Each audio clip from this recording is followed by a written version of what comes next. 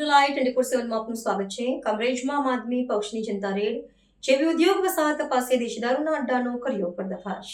સુરત જિલ્લાના કામરેજ વિસ્તારમાં આમ આદમી પક્ષના કાર્યકરો કાયદો અને વ્યવસ્થાના અમલીકરણના મુદ્દે આક્રમક અભિગમ અપનાવી દેશી દારૂના અડ્ડા પર જનતા દોરડા પડ્યા હતા। જેબી ઉદ્યોગ વસાહત પાસે કાર્યકરોએ મોટી સંખ્યામાં એકઠા થઈને નશાકારક પદાર્થોના જથ્થાનો જાહેરમાં નાશ કરતા સ્થાનિક પંથકમાં ભારે ઉત્તેજના વ્યાપી ગઈ છે। કામરેજ તાલુકાના ઔદ્યોગિક વિસ્તારમાં લાંબા સમયથી ધમધમતા દેશી દારૂના ગેરકાયદેસર અડ્ડા ઉપર આમ આદમી પક્ષ દ્વારા ઓચિંતો છાપો મારવામાં આવ્યો હતો। પક્ષના સ્થાનિક નેતાઓ અને કાર્યકર્તાઓએ આ સ્થળ પરથી દારૂના અસંખ્ય પોટલાઓ કબજે કર્યા હતા અને સ્થળ પર જ તેનો નાશ કર્યો હતો।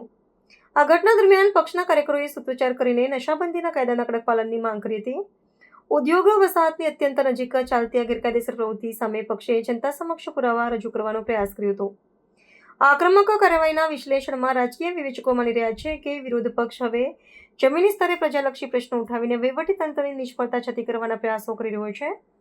પક્ષના અગ્રણીઓએ આક્ષેપ કર્યો હતો કે પોલીસ તંત્રની રહેમનજર હેઠળ આવા અસામાજિક તત્વો બેરોકટોક પોતાનો વ્યવસાય ચલાવી રહ્યા છે, જે યુવા પેઢી અને કામદાર વર્ગ માટે ઘાતક સમાન છે।